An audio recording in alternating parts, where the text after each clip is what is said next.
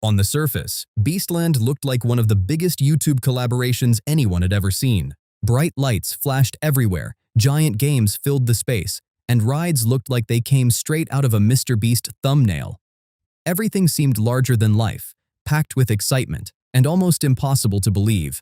But once people looked beyond the bright colors and non-stop hype, the whole project started to feel a lot more complicated. Qatar still uses the kafala system. Essentially, this gives their employer control over their lives. They can take away their passport if they want to leave the country, forcing them to work in poor conditions and on a low wage.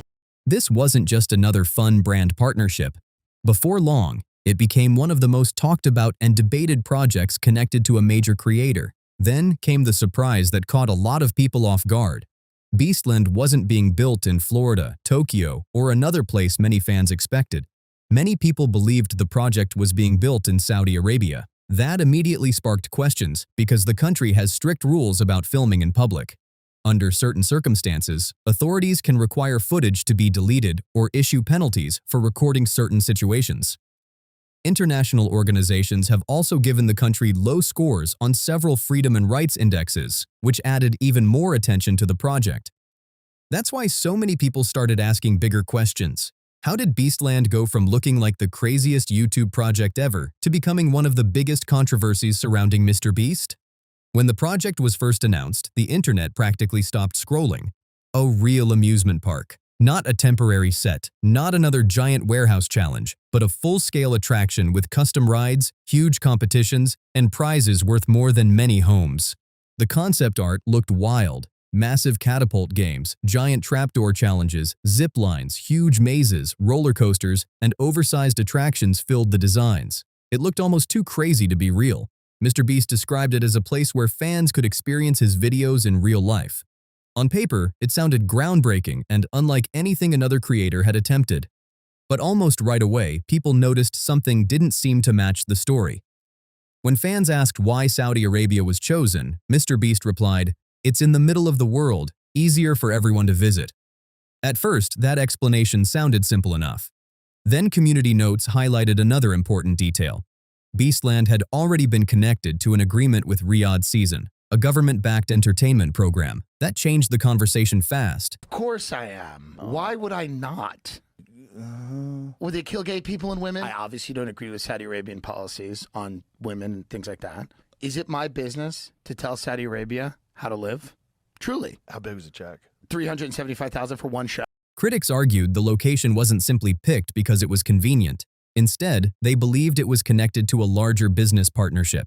Saudi Arabia has spent billions promoting entertainment, sports, concerts, tourism projects, and influencer collaborations as part of efforts to improve its international image. Whether people agreed with that strategy or not, many observers felt Beastland fit into that bigger picture. Because of that, some critics weren't convinced by the explanation.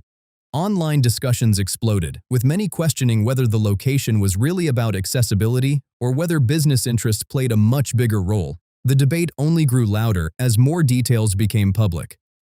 Then another moment grabbed everyone's attention. When the official ticket website launched, fans started reading the terms and conditions instead of skipping past them. That's when even more concerns started showing up.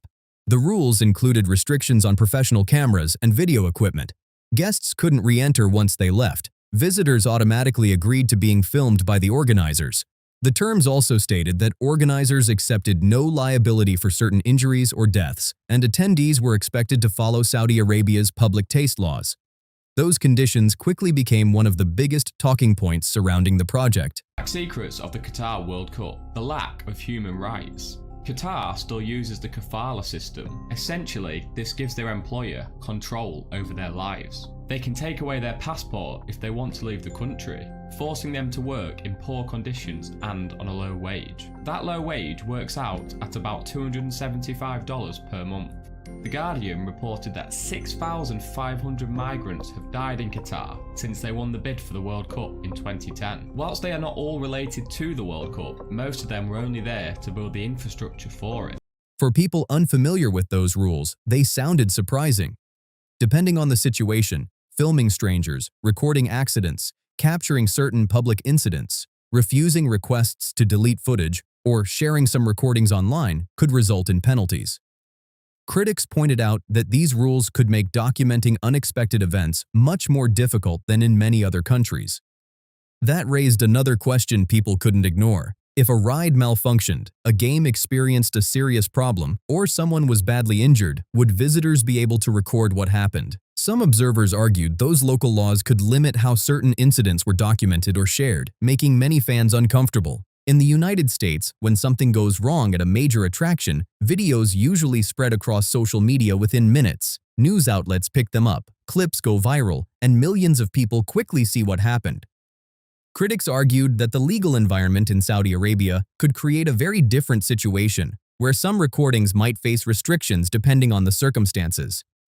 Because of that, Beastland no longer looked like only a dream destination to everyone. For some people, it started looking like a carefully managed environment that also supported a broader public image. Whether that view was completely fair or not, it became a major part of the online discussion. Others also questioned what legal options visitors might have if something serious happened. They wondered how easily incidents could be discussed publicly or shared online under local regulations. Those concerns became another reason the project remained highly controversial. Then there was the country's wider human rights record, which many critics brought into the conversation almost immediately. Saudi Arabia has received low ratings from several international organizations on measures involving political rights and civil liberties. Women's rights have expanded in recent years, including the ability to drive, but many advocacy groups continue to raise concerns about broader restrictions. LGBTQ+ rights remain heavily limited. Public criticism of the government can carry serious consequences, and journalists often work under significant restrictions. Because of that, many people questioned why a creator known for documenting nearly everything would launch such a major attraction there. Then came another difficult topic that many people felt couldn't be ignored. Building a theme park, even one designed for a limited event, requires a huge amount of construction work. Labor conditions involving migrant workers in parts of the Middle East have faced years of international criticism. Human rights organizations and media reports have described allegations involving confiscated passports, extremely long work shifts in intense heat, poor living conditions, delayed or unpaid wages, and families sometimes not receiving timely information after workplace deaths. While these reports are not specific to Beastland itself, critics argued that they were part of the broader conversation surrounding the location and the project. Human rights organizations have described parts of the labor system in the region as exploitative, and that's where another major part of this debate begins. The numbers that get shared are hard to ignore. Various reports have raised concerns about thousands of migrant worker deaths connected to large construction projects across the Gulf region over recent years. The exact figures are widely debated and depend on the source and what projects are included, but the conversation has continued for years. Because of that, Beastland ended up facing even more attention. When you combine a huge influencer project with a location already under international scrutiny for labor conditions, people are naturally going to ask difficult questions. Now, Jack, a completely unrelated question. Do you like Mr. Beast? No. Jack, do you think Mr. Beast ruined YouTube? Yes. Now, in all honesty, Jack, why? Because it became more about views, money, and popularity than it did about having fun. You just don't think you had fun playing Squid Games? You don't think you had fun riding on yachts? Building wells in Africa? I don't know. If he had fun doing those videos, they'd be longer. We'd see the fun. Ooh. And that's how a project that first looked like one of the biggest YouTube events ever slowly became surrounded by backlash, legal concerns, and ethical debates that still haven't faded away. Think about it for a second. Saudi Arabia has invested enormous amounts of money into giant entertainment and tourism projects. At the same time, human rights organizations have continued raising concerns about worker protections, safety standards, and labor rights. Those aren't just random social media rumors. These are issues that have been discussed for years by advocacy groups, researchers, and major news organizations. The Middle East is often associated with incredible wealth, luxury, towering skyscrapers, and massive developments. But critics argue that behind some of those projects, labor conditions remain a serious concern. These are significant allegations involving real workers and real families, which is why the topic continues to spark debate. So when Beastland appeared with giant attractions, cranes, steel structures, and large construction sites, many people immediately started asking questions. Who built everything? What were the working conditions like? Were workers treated fairly? Were proper safety measures followed? Those questions became part of the larger discussion, even though there has been no public evidence showing Beastland itself violated labor laws. Another concern people raised involved transparency. Because of local filming regulations, some critics argued it could be harder to independently document unexpected incidents if they happened. Whether or not that would actually affect visitors, the possibility alone made some people uneasy. At the same time, several well-known creators had already been questioning the direction YouTube was heading. When the Lunchables-style collaboration launched, Dan TDM posted, "What happened to YouTubers? You're selling crap to kids for money. Do better." That message spread everywhere and became one of the biggest creator discussions of the year. Then, after Beastland was announced, some viewers began asking whether this was another example of creators becoming bigger businesses instead of simply making videos. Jacksepticeye also shared his own opinion during a lie detector video. He said he doesn't like MrBeast because he feels YouTube has shifted toward chasing money and views, instead of just having fun and being yourself. Whether people agreed with him or not, that clip continued circulating online and became part of the larger conversation. Then, there's PewDiePie. When the Grind 10 Years for Success clip appeared, he laughed. Not in a cruel way, but in a way that many viewers felt showed he understood where creator culture was heading. Bigger companies, bigger brands, bigger business moves, less focus on simple videos, and more focus on building massive empires. And today, that's exactly what many people see happening. MrBeast isn't only uploading challenge videos anymore. His business now stretches across snacks, food products, beverages, restaurants, apps, technology projects, and now even a theme park. That's expansion on a huge scale. Some fans admire that ambition and believe he's changing the creator industry forever. Others feel something has changed along the way. The fun videos with friends now exist beside billion-dollar business partnerships and large corporate deals. For critics, Beastland represents that shift more than anything else. Many longtime viewers say the image has changed. Instead of seeing only a YouTuber, they now see the leader of a massive company making high-level business decisions.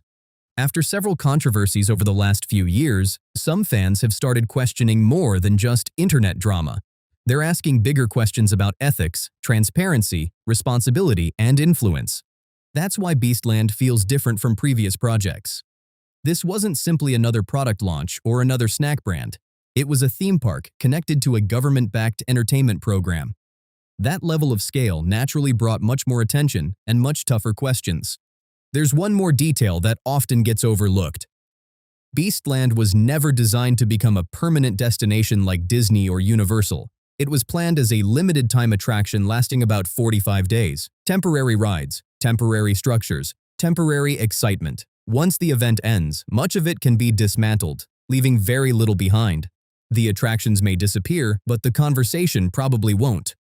For many people, Beastland became another sign that MrBeast is no longer just one of YouTube's biggest creators. He's operating like the head of a global business, where partnerships, branding, expansion, and public image all play a huge role. Does that mean his career is over? Not even close. He's still one of the biggest creators on the internet and continues to attract millions of viewers. But many people believe the image around him has changed. More fans are questioning decisions, looking deeper into partnerships, and paying closer attention than ever before. So now it's your turn. What do you think about Beastland? Was it an exciting project that simply aimed to give fans an unforgettable experience? Or do you think the criticism surrounding the location and partnerships raises fair concerns? Let everyone know what you think. If you enjoyed this video, don't forget to like, subscribe, and share it with someone who wants the full story. Drop your comments down below because we read every one of them, and we'd love to hear your opinion. Thanks for watching, and we'll see you in the next one.